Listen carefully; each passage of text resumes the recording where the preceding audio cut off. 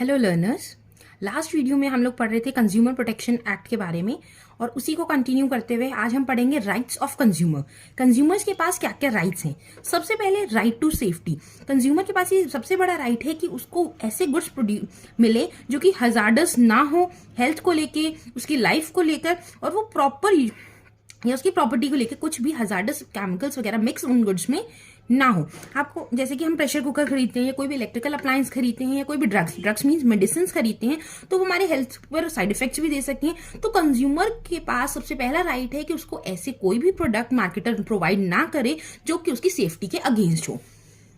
Next one, right to be inform.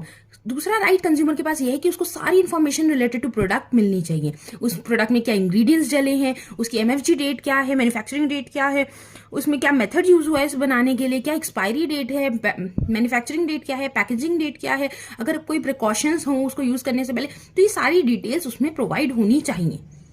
ये उसके पास दूसरा राइट है। तीसरा right to choose. Right to choose means उसके पास चॉइस है कि वो कौन सा प्रोडक्ट खरीदना चाहता है, कौन सा प्रोडक्ट नहीं खरीदना चाहता।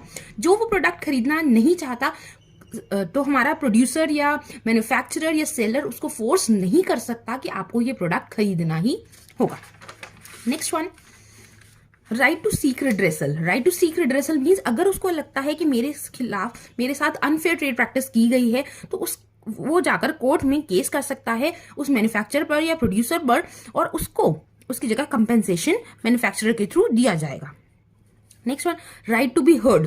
हर्ड मीन्स उसको अगर लगता है कि मेरे संग गुड मुझे डिफेक्टिव दिए गए हैं, जिस सर्विसेज के लिए मैंने अज्यूम किया था उस services up to the mark नहीं है, क्वालिटी वाइज खराब है, तो कंज्यूमर्स को, ये जो जितने भी हमारे सेलर्स हैं, उनको कंज्यूमर्स को सुनना जरूरी है। ये भी उन्हें एक राइट मिला है कंज्यूमर प्रोटेक्शन एक्ट में। ठीक है, और इसलिए क्या करती है आजकल काफी सारी कंपनीज जो होती है वो कंज्यूमर सर्विस सेंटर्स भी ओपन कर रही हैं ताकि वो कंज्यूमर्स की ग्रीवेंसेस को, कंप्लेंट्स को सुन सकें और अपने प्रोडक्ट में अपडेट कर सकें, उसमें क्या चेंजेस करना चाहिए वो कर सकें। Next one, right to consumer education. Consumer को एजुकेट होना की जरूरत है। कंज्यूमर को उसकी एजुकेशन होनी चाहिए कि उसके पास क्या क्या राइट्स हैं। इसके लिए गवर्नमेंट और हमारी बहुत सारी कोऑपरेटिव सोसाइटीज का हो या जो सोशल सर्विसेज हैं वो कंज्यूमर्स को अवेयर कर रही हैं। किसके थ्रू? पोस्टर्स बनवा के, नियॉन साइन बोर्ड्स बनवा के, सेमिनार्स अटेंड करवा के, वर्कशॉप्स ऑर्गेनाइज कराकर, और काफी सारी मीडिया के मेथड्स भी यूज करके वो कंज्यूमर को अवेयर करना चाह रही हैं और कर भी रही हैं। यही तो थे हमारे कंज्यूमर के पास क्या क्या राइट्स हैं। Next topic, need and importance of consumer protection. Consumer protection की जरूरत ही क्यों पड़ी? सबसे पहले, unfair and deceptive trade practices. काफी सारे हमारे जो सेलर्स थे वो पैसा एक्स्ट्रा अर्न करने के लिए कंज्यूमर्स को से बहुत ज्यादा क्या बोलते हैं नुकसान कर रहे थे, उनके साथ सही व्यवहार नहीं कर रहे थे। तो अब ऐसा एक प्लेटफॉर्म होना चाहिए जहां पर सारे कंज्यूमर्स अपनी कंप्लेन लिखवा सकें, अपनी कंप्लेन्स बता सकें। तो इसके लिए बनाया हमारा कंज्यूमर प्रोटेक्शन एक्ट की जरूरत थी। सेकंड वन, लेंदी लीगल प्रोसेस। पहले क्या होता था, अगर कंज्यूमर को कोई गुड्स से लेकर कोई भी कंप्लेन होती थी तो उसके पास कोई और ऑप्शन नहीं होता था सिर्फ सिविल कोर्ट में जाने के सिवा। सिविल कोर्ट में अपना वो सूट फाइल करता था, और सूट फाइल करने की आपको पता है हमारे सिविल सर्विस थोड़ा सा स्लो है इन सब चीजों में, तो धीरे धीरे और बहुत ही लेंदी प्रोसेस हो जाता है, एक्सपेंसिव प्रोसेस हो जाते हैं। तो एक ऐसी मेथड अलग होना जरूरी था जो सिर्फ किस लिए बनाया जाए, जो कंज्यूमर्स को लॉस हो रहे हैं, कंज्यूमर्स को वो प्रॉब्लम्स हैं, उनकी ग्रीवेंसेस को सुनने के लिए एक अलग सा हमारा एक्ट हो। Next one, impact of other country. सबसे पहले यूएसए, इंग्लैंड, ऑस्ट्रेलिया और बहुत सारी कंट्रीज ने स्ट्रिक्ट लॉज बनाए हैं कंज्यूमर्स के लिए, कि कंज्यूमर्स की प्रोटेक्शन के लिए ऐसे लॉज बनाए गए हैं।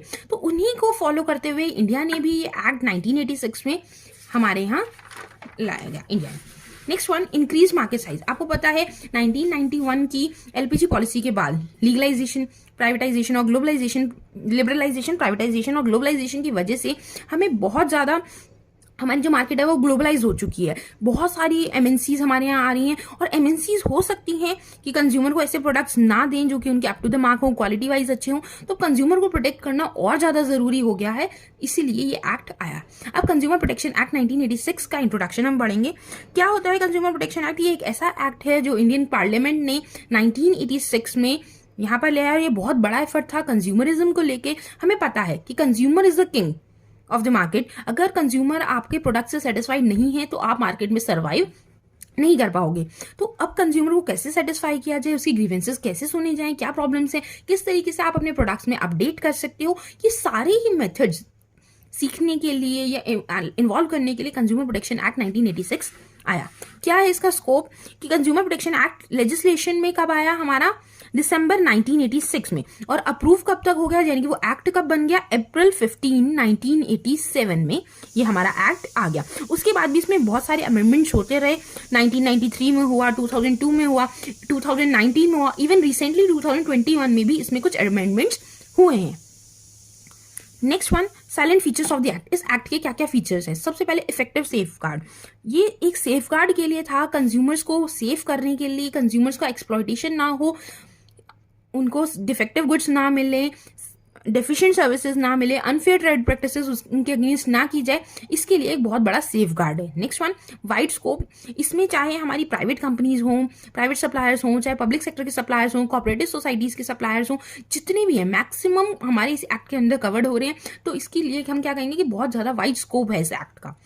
Next one, time bound redressal. सबसे अच्छा फीचर इस बात का ये है कि आपको अगर आप केस करते हो तो उस टाइम लिमिट के अंदर ही आपको उसका रिजल्ट मिल जाता है। फास्ट सर्विसेज है, एफिशिएंट सर्विस है।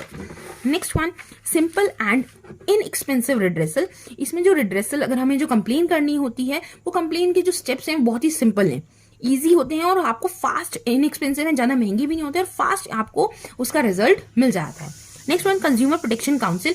इस एक्ट में कंज्यूमर प्रोटेक्शन काउंसिल भी आई, जो 3 लेवल पर वर्क कर रही है। कौन से 3 लेवल पर हमारी कंज्यूमर प्रोटेक्शन क्या काम कर रही है? डिस्ट्रिक्ट लेवल पर, स्टेट लेवल पर और सेंट्रल लेवल या नेशनल लेवल पर हमारी यहाँ 3 एजेंसीज वर्क करी। अब 3 एजेंसीज का इन वर्क क्या है कि जितने भी हजार्डस ऐसे कोई भी कंज्यूमर को उनसे प्रोटेक्ट करना, उन गुड्स या सर्विसेज से प्रोटेक्ट करना जो कि हजार्डस है, उनकी लाइफ के लिए खतरा बन सकती है, उनकी लाइफ और प्रॉपर्टी को लेकर, उनको क्वालिटी, क्वांटिटी, प्राइस के बारे में इंफॉर्मेशन प्रोवाइड करने के लिए, उनको अप्रोप्रिएट तरीके से सुनने के लिए फॉरम्स बनाई गई, variety of goods of services को उनके पास एक्टिवली मिल सकें, उनको रिड्रेसल टाइमली मिल सके। रिड्रेसल मीन्स कि अगर जब उनके साथ प्रॉब्लम हुई है तो उनको सूट फाइल करने के बाद उनका कुछ कंपेंसेशन मिल सके। Next one, to have consumer education. और कंज्यूमर एजुकेशन के लिए भी हमारी काउंसिल्स, कंज्यूमर प्रोटेक्शन काउंसिल्स बनाई गई। इस एक्ट के अंदर हमारी रिड्रेसल मशीनरी है। रिड्रेसल मीन्स अगर आपने कंप्लेन करनी है तो आप किस तरीके से कंप्लेन करोगे, कहाँ कंप्लेन करोगे, कहाँ पर आपको एड्रेस किया जाएगा अपनी प्रॉब्लम्स को लेकर। 3 तरीके की हमारी है agency, district forum, state commission और नेशनल कमीशन। अगर आपकी गुड्स और सर्विसेज का प्राइस 20 लाख तक है तो आप डिस्ट्रिक्ट फोरम पे कंप्लेन करोगे। अगर 20 लाख से 1 करोड़ तक है तो आप स्टेट कमीशन पे कंप्लेन करोगे। अगर इससे ज्यादा यानी कि 1 करोड़ से ज्यादा है तो आप अपनी कंप्लेन नेशनल कमीशन पर रजिस्टर करोगे।